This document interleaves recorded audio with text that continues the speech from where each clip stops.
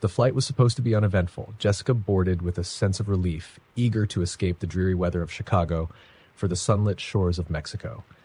She barely noticed the other passengers, her focus on the novel in her lap and the gentle hum of the engines as they climbed into the clouds. 2 hours into the flight, things began to feel off.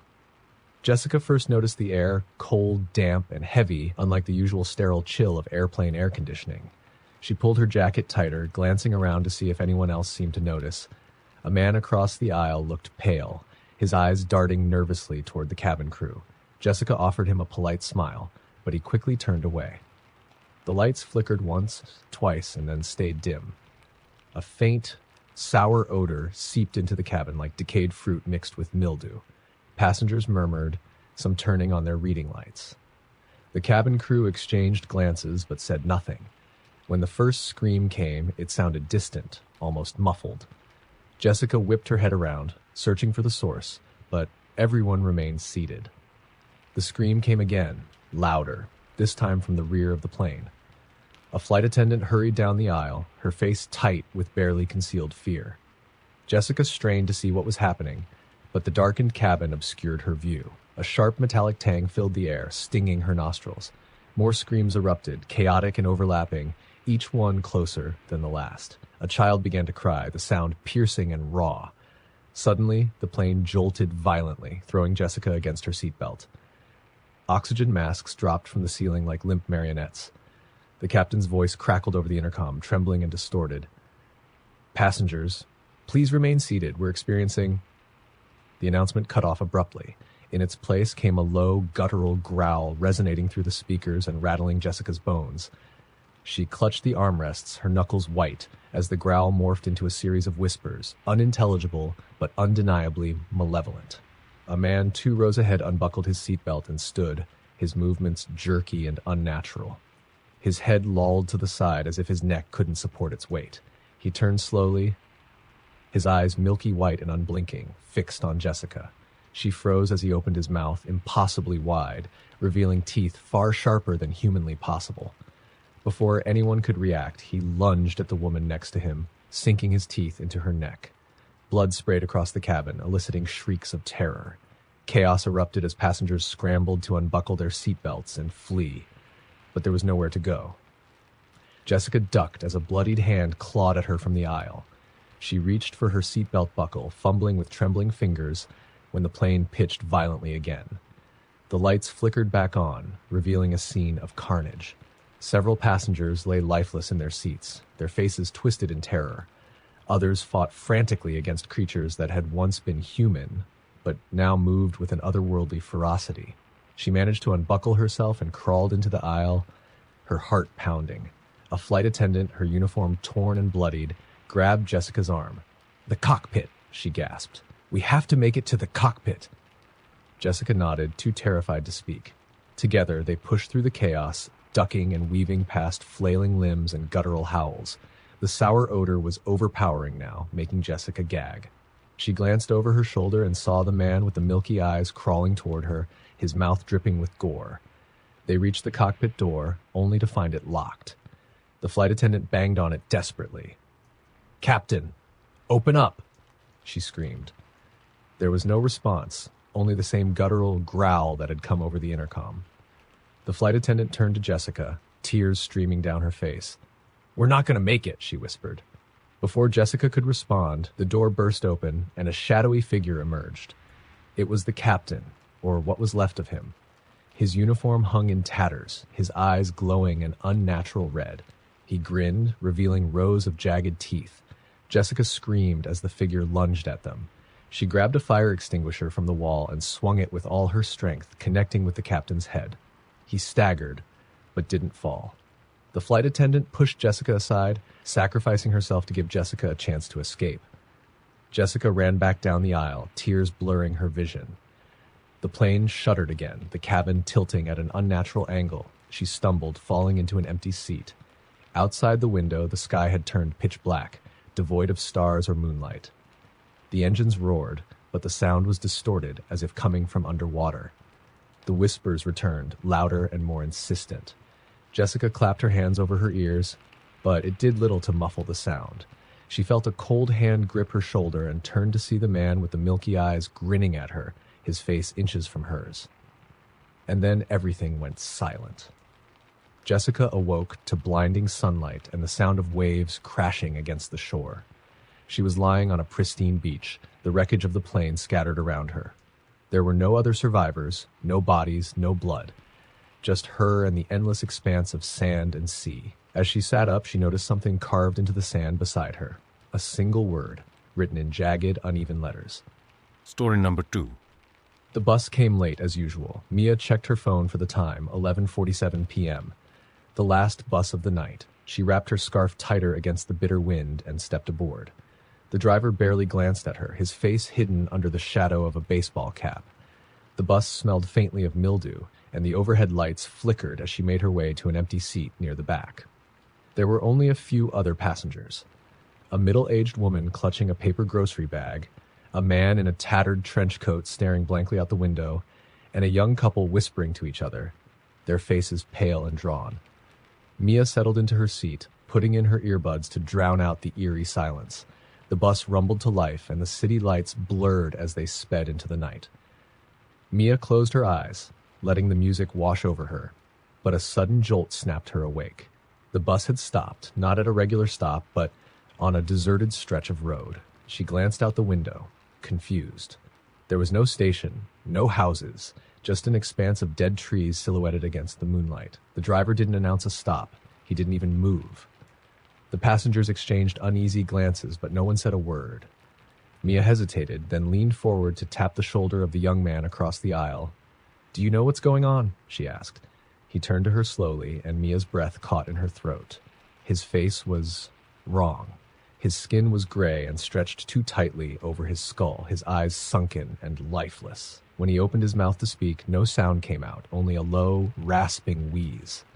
Mia recoiled, her heart pounding. She looked around the bus, her fear escalating. The middle-aged woman was no longer holding a grocery bag. Her hands were empty, and her head hung limply, as though she were asleep, or worse. The man in the trench coat was now staring directly at Mia, his eyes black pits that seemed to suck in all the light. She scrambled out of her seat and moved toward the front of the bus, her legs trembling. "Driver, what's going on?" she shouted. But he didn't respond. She reached for his shoulder and froze. His head lolled to the side, revealing a face that wasn't human. His skin was mottled and waxy, his eyes bulging and bloodshot, his mouth hanging open to reveal a gaping, toothless maw. Mia stumbled back, her scream caught in her throat. The bus lurched forward, moving faster now, the trees outside becoming a blur. She clung to a pole for support, her mind racing. The other passengers were no longer seated. They were standing now, their bodies jerking and twitching as though controlled by invisible strings. Their heads turned toward her in unison, their lifeless eyes fixated on her. The young couple began to laugh, a hollow, echoing sound that made Mia's skin crawl. The middle-aged woman started humming a tuneless melody, her lips twisting into a grotesque grin. The man in the trench coat stretched out his arms, his fingers unnaturally long and claw-like. Mia bolted for the back door, pounding on it desperately. "Let me out!" she screamed, but the door wouldn't budge. The bus picked up speed, the engine roaring like a wild animal. The lights flickered again, casting strange, shifting shadows across the cabin. Then the whispering started. It was faint at first, barely audible over the roar of the engine, but it grew louder, filling Mia's ears with a cacophony of disjointed words. She couldn't make out what they were saying, but the tone was unmistakable. Mocking, taunting, cruel. She clapped her hands over her ears, but the voices only grew louder, now coming from inside her head. The bus veered sharply, and Mia was thrown to the floor. She crawled toward the emergency exit, her fingers scrabbling for the latch. The whispering stopped abruptly, replaced by a deep, guttural voice that seemed to come from everywhere at once. "You shouldn't have boarded." The emergency exit burst open, and Mia tumbled out into the night. She hit the ground hard, the breath knocked out of her. When she looked up, the bus was gone. The road was empty, the forest silent. She staggered to her feet, her body aching. Her phone was dead, her surroundings unfamiliar. There were no streetlights, no landmarks. Just the oppressive darkness of the trees and the faint rustle of leaves in the wind. Mia began to walk, her steps unsteady. She didn't know where she was going, only that she had to keep moving. The whispering started again, this time from the trees. She broke into a run, her heart pounding in her chest. Behind her, she heard the faint rumble of an engine. She turned, and her blood ran cold. The bus was back, its headlights glowing like twin suns in the darkness. It sped toward her, impossibly fast, its windows glowing with an eerie, pulsating light. The doors opened as it reached her, and she saw the passengers inside, their faces twisted into grotesque masks of rage and hunger. The last thing Mia heard was the driver's voice, low and rasping, as the bus swallowed her whole. Next stop, forever. Story number 3. The motel looked like it had been pulled straight from a bad horror movie. Peeling paint, a flickering neon vacancy sign, and a night manager who seemed more interested in his crossword puzzle than the guests. Ellie didn't care. After a long drive and a flat tire in the middle of nowhere, she just wanted a shower and some sleep. Room 6 smelled faintly of mildew, and the wallpaper was a sickly green, curling at the edges. The bed creaked when she sat on it, and the bathroom faucet dripped incessantly, but Ellie was too tired to complain. She locked the door, double-checked it, and wedged a chair under the knob for good measure. After a quick shower, she collapsed onto the bed, her damp hair soaking the pillow. The room was quiet except for the occasional groan of the wind outside and the steady drip of the faucet. Ellie reached for the lamp and froze. There, on the bedside table, was a single Polaroid photo. She was certain it hadn't been there before. Her breath caught as she picked it up. The photo showed the very bed she was lying on, her in it, her eyes closed as if she were already asleep. She stared at it, her heart hammering in her chest. It couldn't be real. Maybe it was some prank the staff played on guests. Ellie bolted upright and searched the room, her eyes darting to every shadowed corner. The chair was still wedged under the door, and the windows were locked from the inside. There was no way anyone could have come in. She shook her head, trying to convince herself it was nothing, and tossed the Polaroid into the trash. She lay back down, pulling the blanket tightly around her, and forced herself to close her eyes. The sound of the dripping faucet grew louder, each drop echoing like a hammer in her skull. She pressed her pillow over her head, but the sound persisted, relentless and grating.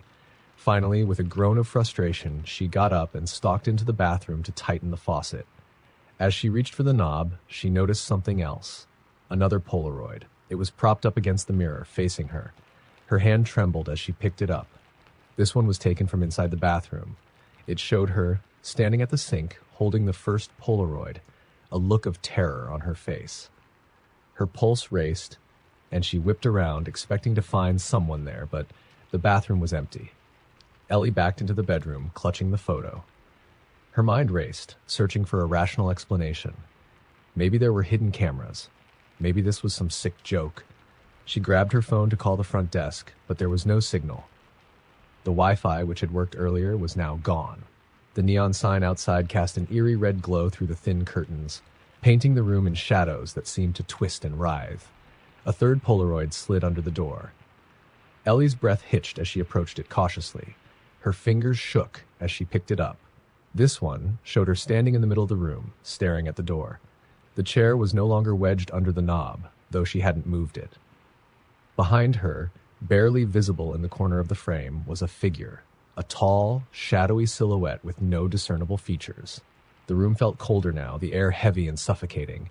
Ellie backed away, clutching her phone, and slammed herself against the wall, her eyes darting to every corner of the room. She whispered to herself, trying to keep calm, but every sound seemed amplified. The creak of the bed, the rustle of the curtains, the drip of the faucet. The shadow moved. It wasn't much, just the faintest ripple near the closet, but Ellie saw it. Her body stiffened, her breath coming in shallow gasps. Slowly, she reached for the chair and held it in front of her like a shield. The closet door creaked open. Ellie couldn't move. Her legs felt like lead, her grip on the chair slipping as the door swung wider. The shadow emerged, taller than she'd expected, its form unnaturally thin, its movements jerky and inhuman. It didn't have a face, but she could feel its gaze, cold, invasive, and impossibly cruel. The light flickered, and the figure vanished. Ellie blinked, her heart hammering. She glanced around wildly, her hands tightening on the chair. The room was empty again, but she knew better than to believe it. Her phone buzzed. She nearly dropped it as she looked at the screen. There was a message, though her phone still showed no signal. "Look behind you." Ellie didn't want to turn. She didn't want to see. But her body betrayed her, her head turning slowly, dread pooling in her stomach. The bed was empty, the room silent. But there, on the pillow where she had been lying, was another Polaroid. She stepped closer, her knees trembling. The photo showed her standing exactly where she was now, staring at the bed. But this time, the shadow wasn't in the frame. It was directly behind her. Story number 4. It was supposed to be a shortcut. Caleb had driven this road dozens of times during the day, a quiet stretch through the woods that cut 15 minutes off his commute home. But tonight, the forest felt different. The towering pines loomed like black monoliths, their branches clawing at the sky. His headlights barely cut through the dense fog that had rolled in, making the narrow road feel impossibly claustrophobic. The radio sputtered static before cutting out entirely. Caleb frowned, smacking the dashboard. "Great," he muttered.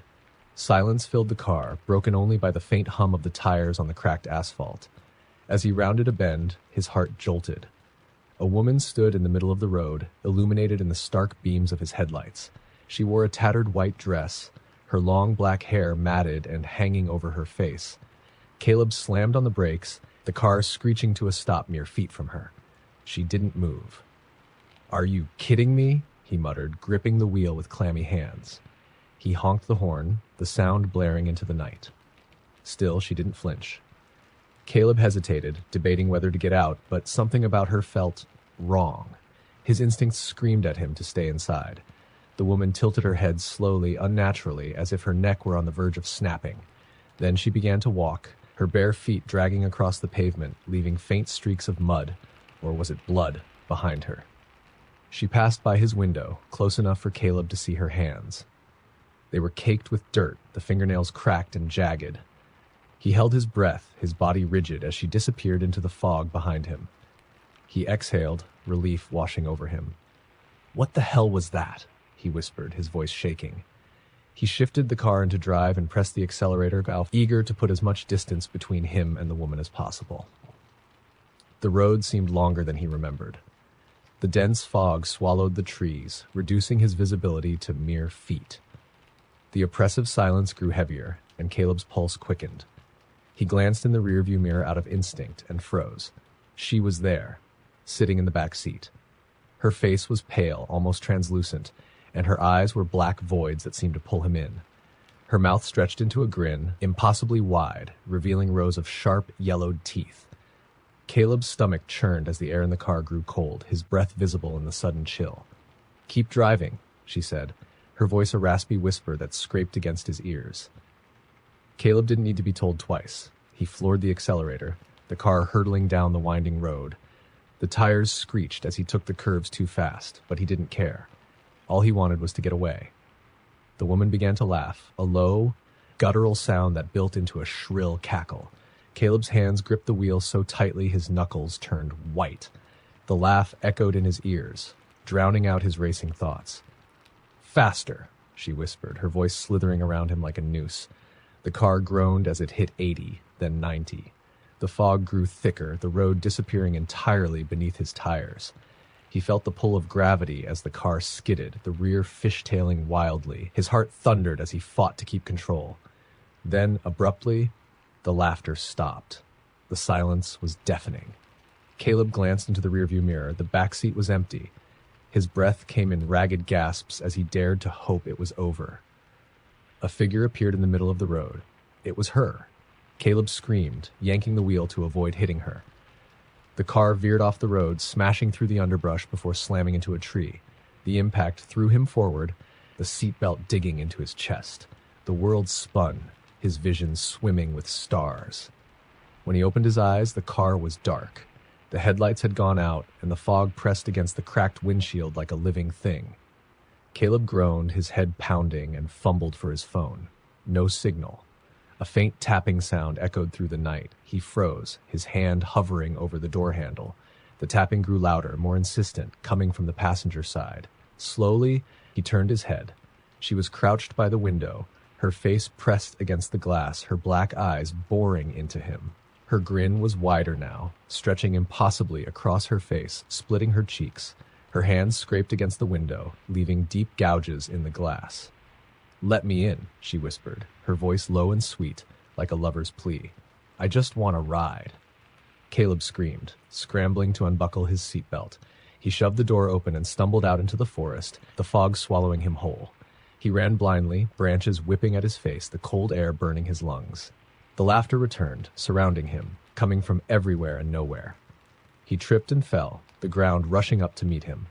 When he looked up, she was there, standing over him, her grin the only thing he could see in the darkness. "You can't escape," she whispered. The last thing Caleb felt was her cold, clawed hand closing around his throat. Story number 5. David had always been a thrill seeker. When he heard about the Lost Road, a mysterious stretch of highway rumored to lead to nowhere, and sometimes worse, he knew he had to see it for himself. The road was said to appear only at midnight, a narrow, unmarked lane that split off from Highway 43. Stories circulated about people who took the turn and were never seen again.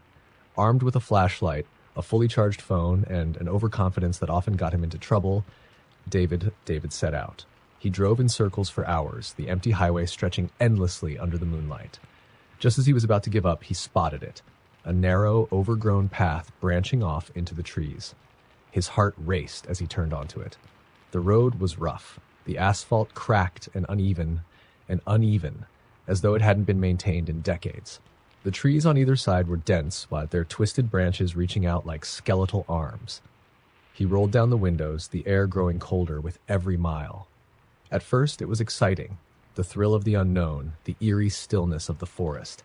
But after a while, David began to notice strange things. The trees all looked the same, gnarled and blackened, as if burned. The road seemed to stretch on endlessly, with no sign of a turn or an end. His phone lost signal, the map app frozen on a blank screen. Then the whispers started. Faint at first, like the wind rustling through leaves, but soon unmistakable. Voices. They were soft, murmuring things he couldn't quite make out, but they seemed to come from the trees. David shook his head, telling himself it was just his imagination. The headlights flickered. "Come on," he muttered, slapping the steering wheel. The lights came back, but only dimly, casting long, distorted shadows across the road. He tried to turn the car around, but the path was too narrow, the forest too dense. He'd have to keep going until he found a wider stretch. That's when he saw it. A figure standing in the middle of the road. David slammed on the brakes, his tires skidding on the gravel. The figure didn't move. It was a man, or at least it looked like one, tall and thin, wearing a long coat. His face was obscured by the shadows, but something about him made David's skin crawl. "Hey!" David called out, leaning out of the window. "You okay?" The man didn't respond. He just stood there, motionless.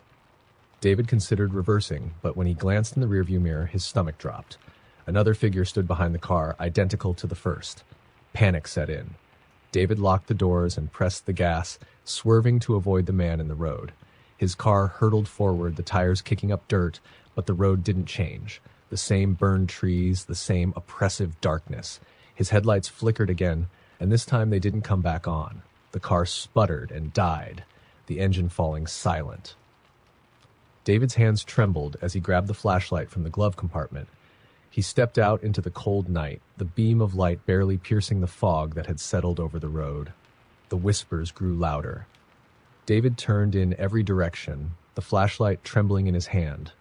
Shadows danced at the edges of the beam, flickering in and out of existence. He stumbled forward, his breath visible in the icy air. The road seemed endless, the forest pressing closer. And then he saw them, figures emerging from the trees. Dozens of them, all identical to the man he'd seen earlier, their faces still obscured, their movements unnaturally stiff. They surrounded him, their whispers blending into a cacophony of voices that filled his ears, his mind. He dropped the flashlight and fell to his knees, clutching his head. "Why are you here?" One voice finally broke through the noise, low and guttural. I just wanted to see," David stammered, his voice barely audible over the pounding of his heart. "Then see," the voice hissed. The figures stepped closer, their shapes warping and twisting. Their faces began to form, but they weren't human. They were grotesque. Hollow-eyed creatures, their mouths stretching wide in toothy grins that dripped with black ichor. David screamed, scrambling backward but the road beneath him dissolved. He fell, the world spinning as the ground gave way to a chasm of swirling darkness. The figures loomed above, their laughter echoing as he was swallowed whole. The next morning, Highway 43 was quiet, as always. Travelers passing by never noticed the faint skid marks on the asphalt or the broken branches leading into the trees. The lost road had claimed another victim, and it was waiting for the next. Story number 6. Lila had been excited for her solo backpacking trip through the mountains. It was a chance to disconnect, find herself, and spend time in nature without distractions. She'd mapped out her route carefully, packed all the essentials, and made sure her phone was fully charged with a portable power bank. The first 2 days went smoothly. She hiked through breathtaking valleys, crossed crystal-clear streams, and camped under a blanket of stars. But on the third day, as the sun began to dip below the horizon, Lila realized she'd made a mistake. The trail she'd been following seemed to vanish into the dense forest ahead. Her map didn't show any deviations, but the path she'd been walking was clearly no longer there. She glanced back, considering retracing her steps, but the forest behind her looked different too. Darker, denser, almost suffocating. She decided to push forward. Surely the trail would pick up again if she kept moving. The forest grew eerily quiet, the usual chirps of birds and rustle of leaves replaced by a heavy stillness. Even her footsteps seemed muted, the crunch of twigs underfoot absorbed by the oppressive silence. As darkness fell, Lila knew she had to stop and set up camp. She found a small clearing and pitched her tent, her hands shaking slightly as she worked. The unease that had been gnawing at her all day had grown into a full-blown sense of dread. After a quick meal, she climbed into her tent, zipping it tightly shut. The fabric felt flimsy, a poor barrier between her and the endless, watching forest. She turned on her flashlight, the small circle of light comforting against the encroaching darkness, and then she heard it, a faint sound, just outside the tent. It was soft, like the rustle of leaves, but rhythmic, deliberate. Lila froze, her breath catching in her throat. She strained her ears, trying to make it out. The sound grew louder, closer. It wasn't leaves, it was footsteps.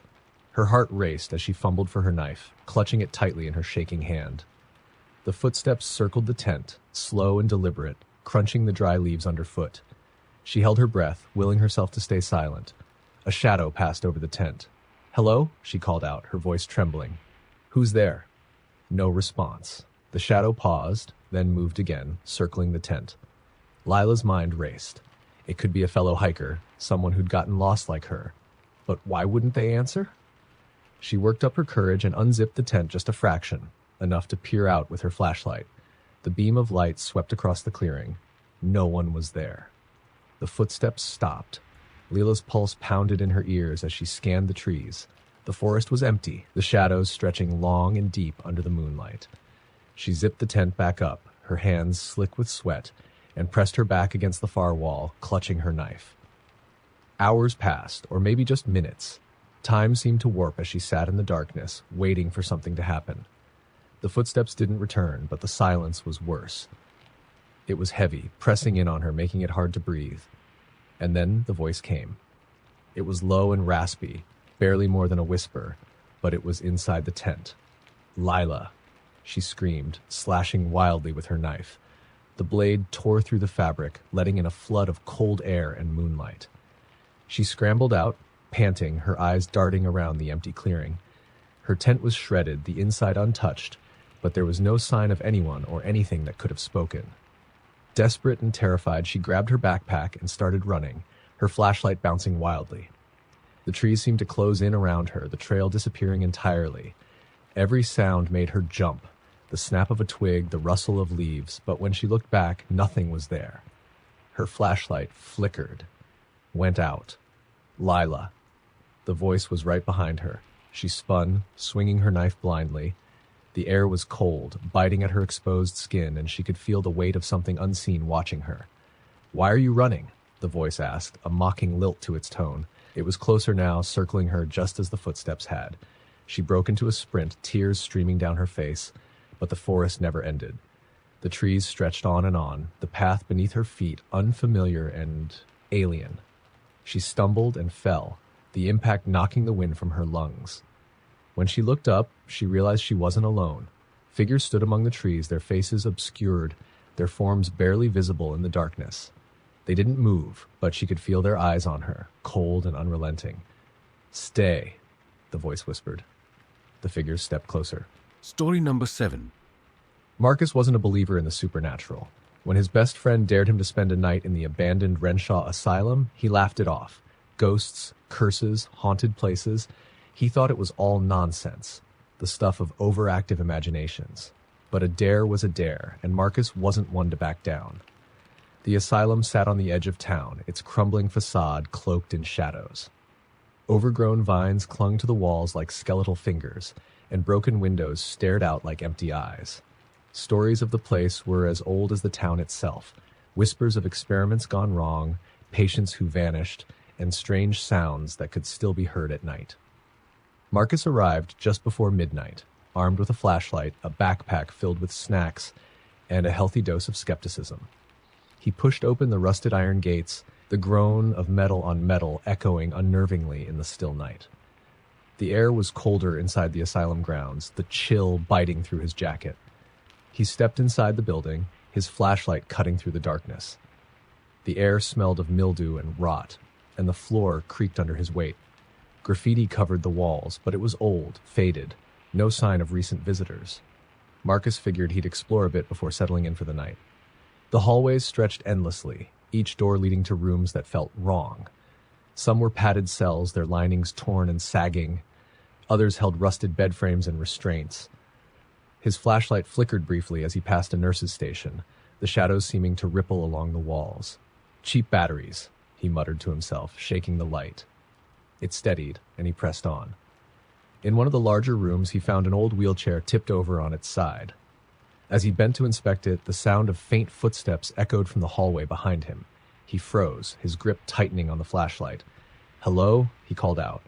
His voice sounded small, swallowed by the vast, empty building. Silence. He waited, straining his ears, but there was nothing. Shaking off the unease, Marcus convinced himself it was just the sound of the building settling. He turned back to the wheelchair. It was upright now, facing him. Marcus stumbled back, his breath hitching. "Okay, very funny," he said, his voice louder now, as if addressing some unseen prankster. But there was no answer, just the soft whistle of the wind through the broken windows. He decided to leave the room, his nerves starting to fray. As he walked back into the hallway, he noticed something he hadn't before. Wet footprints on the floor, leading away from the room. They weren't his.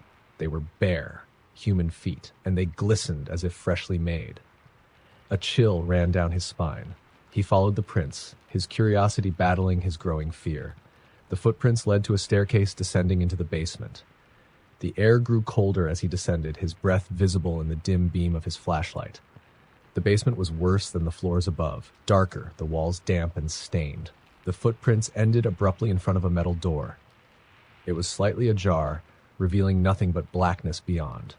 "All right, I've had enough," Marcus muttered, turning back toward the stairs. But the way was blocked. A figure stood at the base of the staircase, shrouded in shadow. It was tall and gaunt, its limbs unnaturally long, its head tilted at an odd angle. Marcus's flashlight flickered again, the beam struggling to hold steady. "Who's there?" he demanded, trying to sound braver than he felt. The figure didn't answer. It didn't move. But the air grew heavier, pressing down on him, making it hard to breathe. The shadows seemed to stretch toward him, reaching out like claws. Marcus backed up, his heart pounding. He turned to the metal door, deciding it was better to face the unknown than whatever was blocking the stairs. He shoved the door open and stepped inside. The room was vast, its walls lined with shelves filled with dusty jars. Each jar held something suspended in murky liquid, organs, bones, and faces. Human faces, distorted and frozen in silent screams. Marcus gagged, the bile rising in his throat. Behind him, the door slammed shut. He spun around, his flashlight catching movement in the corner of the room. A figure emerged from the shadows, its face pale and expressionless, its eyes hollow and black. It moved toward him silently, its feet not touching the ground. Marcus stumbled backward, his back hitting a shelf. Jars toppled, shattering on the floor. their contents spilling out in a sickening mess. The figure's head twisted unnaturally, its black eyes locking onto his. "You shouldn't have come," it whispered, its voice like dry leaves scraping against stone. Marcus bolted for the door, pounding on it, screaming for help. The room grew colder, the air thick with a metallic scent. Behind him, the whispers began, soft at first, then louder, echoing in his ears. He turned, his flashlight flickering one last time before going out completely. In the darkness, the whispers rose into a deafening roar. The last thing Marcus saw was the pale face, inches from his own, and the cold, bony hands closing around his throat. When his friends came looking for him the next morning, they found the asylum empty. His car was still parked outside, his flashlight lying on the ground near the front door. But Marcus was never seen again. Story number 8. The storm had rolled in faster than expected, and Rachel found herself driving along a desolate stretch of road, rain hammering against her windshield. The wipers struggled to keep up, and the dark forest on either side of the road seemed to close in with every passing mile. Her GPS had stopped working hours ago, and there hadn't been another car in sight for miles. When she saw the flicker of a neon sign ahead, relief flooded her chest. Misty Pines Motel, it read, the letters buzzing faintly. It was small and rundown, but it was shelter, and Rachel had no desire to keep driving through the storm. The lot was empty, except for a single rusty pickup truck. Rachel parked and hurried inside, the bell above the door jingling as she stepped into the dimly lit lobby. The air smelled faintly of mildew, and the wallpaper was peeling in long strips. Behind the counter, an older man with sunken eyes and a disheveled appearance greeted her with a crooked smile. "Room for the night?" he asked, his voice raspy. "Yes, please," Rachel said, brushing rain from her coat. "How much?" $40, he replied, sliding a key across the counter. The tag read, Room 6. Last room on the left. Rachel handed him the cash and hurried back to her car to grab her bag. By the time she reached room 6, the rain had intensified and thunder rumbled in the distance. She unlocked the door and stepped inside, flicking on the light. The room was sparse, a single bed, a small table with a chair, and a TV that looked like it hadn't worked in years. The wallpaper here was also peeling, revealing patches of discolored plaster beneath. Rachel sighed, tossing her bag on the bed. It wasn't much, but it would do for the night. She changed into dry clothes and sat on the bed, scrolling through her phone. No signal. Typical. She set it on the bedside table and lay back, listening to the rain pound against the window. Exhaustion from the long drive began to creep in, and she was just starting to drift off when she heard it. A knock. It was soft at first, barely audible over the storm. Rachel sat up, her heart thudding. "Who's there?" she called out. No answer. She waited, listening.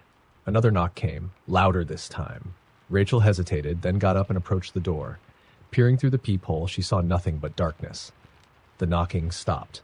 She waited a moment longer before turning back toward the bed.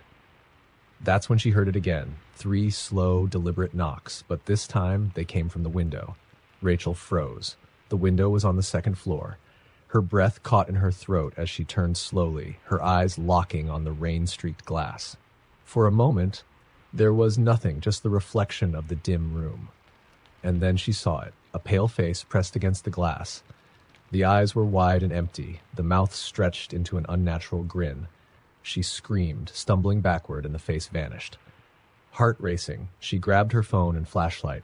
She ran to the window, shining the beam outside, but there was nothing there. No ledge, no tree, no sign of anyone who could have been knocking. Her hands trembled as she closed the curtains and locked the door. She told herself it was her imagination, a trick of the light, but she couldn't shake the image of that face. The knocking came again, louder now, insistent. It was at the door this time, and when she glanced toward it, she saw the doorknob twisting, the lock rattling violently. "Who are you?" she shouted, her voice cracking. The rattling stopped, replaced by a low guttural voice that sent chills down her spine. "Let me in." Rachel backed away, clutching the flashlight like a weapon. "Go away," she screamed. The voice came again, louder, angrier. "Let me in." The lights flickered, and the air grew colder.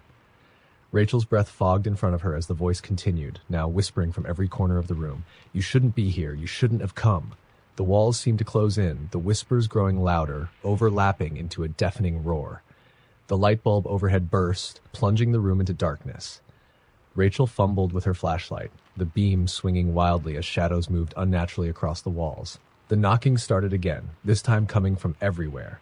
Doors, walls, the floor. It was relentless, a cacophony of sound that made her ears ring. And then it stopped. Silence. Rachel stood frozen, the flashlight shaking in her hand. She could hear her own ragged breathing, the storm still raging outside.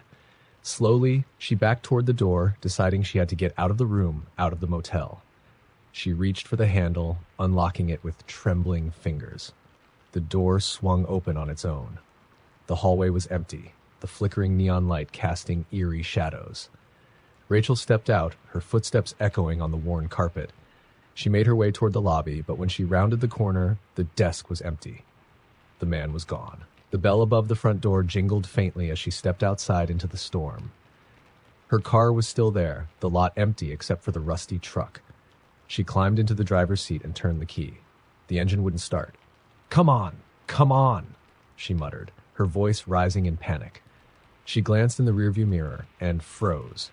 The pale face was there, grinning at her from the back seat. Story number 9. Hannah had always loved photography, especially old, abandoned places. There was something about capturing the decay of time that fascinated her. The peeling paint, the crumbling walls, the way nature crept back in to reclaim its space. So when she heard about the abandoned St. Meredith's orphanage, she couldn't resist. The orphanage had been closed for decades. Its gates chained shut after a fire claimed the lives of several children and one caretaker.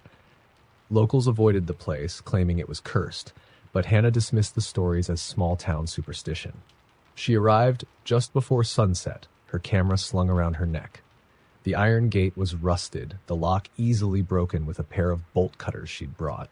She stepped inside, the crunch of gravel underfoot breaking the eerie silence. The building loomed ahead, its windows dark and broken like empty eye sockets. Inside, the air was thick and stale, carrying a faint, acrid smell that made her wrinkle her nose. Her boots echoed on the wooden floors as she explored, her flashlight casting long shadows.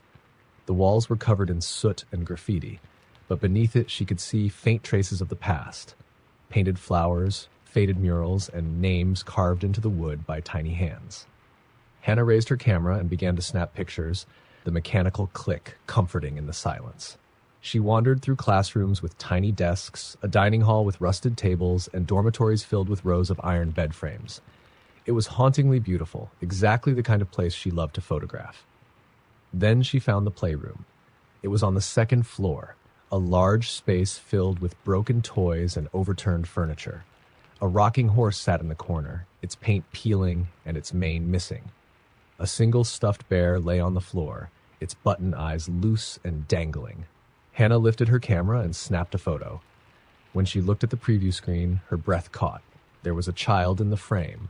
She quickly lowered the camera and looked around, her flashlight darting over the room. It was empty, just as it had been when she entered. She checked the photo again, her hands trembling. The child was still there. A little girl in a tattered dress, her hair matted, her eyes dark and hollow. A chill ran down Hannah's spine. She told herself it was a trick of the light, a shadow that happened to look like a figure. She moved to another angle and took another photo. The girl was closer this time. Hannah's heart raced as she stared at the image. The girl's face was clearer now, and her expression wasn't blank anymore. She was smiling, wide, too wide, her teeth sharp and unnatural. Hannah swallowed hard, the air around her suddenly feeling colder. A faint sound broke the silence. Laughter.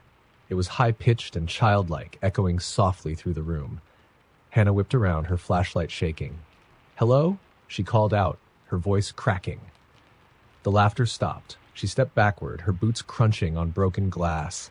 Her flashlight swept over the room, but there was no sign of anyone. And then she heard it, a soft creak like wood under pressure. The rocking horse in the corner was moving, its rusty hinges squealing as it swayed back and forth. Hannah's breath came in short gasps as she turned and bolted for the door. She stumbled into the hallway, the flashlight beam bouncing wildly. The air felt heavier, pressing against her chest, and the walls seemed to close in as she ran. A child's voice echoed behind her, soft and sing-song. "Don't leave. Stay and play with us." Hannah didn't look back. She reached the staircase and started down, her foot slipping on the slick wood. She caught herself on the railing, her flashlight tumbling from her grip and clattering to the floor below. The bulb shattered, plunging her into darkness. Panic set in as she groped her way down the stairs, her heart hammering in her chest. She could hear footsteps now, small, quick, and getting closer. The children were giggling, their voices echoing in the empty halls. She reached the bottom of the stairs and fumbled for her flashlight, the broken glass cutting into her hands. The giggling grew louder, the footsteps now surrounding her. And then she felt it, a small, cold hand wrapping around her ankle. Hannah screamed, kicking out and scrambling toward the front door. She threw it open and stumbled outside, the fresh air hitting her like a wave. She didn't stop running until she reached her car, fumbling with the keys before throwing herself inside and locking the doors. She sat there, shaking, staring at the orphanage. The windows were dark, but she could feel eyes watching her. As she started the car and drove away, she glanced in the rearview mirror. The little girl was sitting in the back seat, smiling. Story number 10. Under the veil of twilight, a group of 5 travelers stood at the edge of an ancient forest in Eastern Europe, a place whispered about in local legends as cursed. They were thrill-seekers, drawn to tales of haunted places, and had booked an obscure online package called The Journey of No Return. The advertisement promised the ultimate adrenaline rush, and they, drunk on curiosity, accepted without a second thought. Their guide, an unnervingly silent man named Rurik, appeared as they prepared to enter the forest. His gray eyes bore a weight of warning, but he spoke no words of caution. He simply motioned for them to follow. The forest seemed alive, pulsating with an unnatural energy. Shadows moved without a source, and the trees creaked as though whispering secrets. The air thickened, and their laughter faded into uneasy silence. As they ventured deeper, the light dimmed, swallowed by the dense canopy overhead. Rurik would occasionally stop, kneeling to touch the ground or mutter something in a language they didn't understand. Hours passed, though it felt like days. Then, without warning, they stumbled upon a clearing dominated by a decaying wooden cabin. Its windows were dark, but the faint sound of a lullaby drifted from inside. It was hauntingly beautiful and terrifying in its familiarity. None of them could place where they'd heard it before. Rurik finally spoke. "Stay close. The forest does not like those who stray." Inside the cabin, the walls were lined with photographs of other travelers, each frozen in mid-scream. Dust blanketed everything, but the smell was fresh, like copper and decay. A journal lay open on a table, its pages filled with entries from people who had come before them. The last entry was dated the day before, reading, "They told us not to listen, but it's too late now. The song knows us." As night fell, the cabin seemed to breathe. The windows fogged up, and a relentless tapping began at the door. The travelers huddled together, but Rurik sat calmly, carving strange symbols into the wooden floor. The tapping grew into pounding, accompanied by muffled cries, some sounding eerily like their own voices. One of them, Sarah, could no longer take the oppressive fear and cracked open the door. The forest outside was no longer just trees, it was alive. Eyes glinted in the darkness, and the lullaby grew louder, each note tugging at their sanity. Sarah's scream was cut short as something yanked her into the void. Her shadow danced on the cabin wall, writhing before disappearing completely. Panic erupted. The remaining 4 shouted at Rurik for answers, but he only muttered, "It has begun. You chose this." As the night stretched on, the group's grasp on reality unraveled. The photographs on the walls now included their faces. The lullaby was a chorus coming from within and around them, as though the forest itself sang. They tried to leave, but the cabin always reappeared before them, no matter which direction they ran. One by one, the forest claimed them. Each succumbed in a different way, one lured by a voice mimicking a loved one, another by phantom lights that promised escape. The last 2, Jason and Emma, realized too late that the symbols Rurik carved were a trap, not a protection. Jason confronted Rurik, only to see his guide's skin peel away, revealing something ancient and hollow, an entity that thrived on the fear and despair of travelers. "You were never meant to return," it rasped before Jason was consumed by shadow.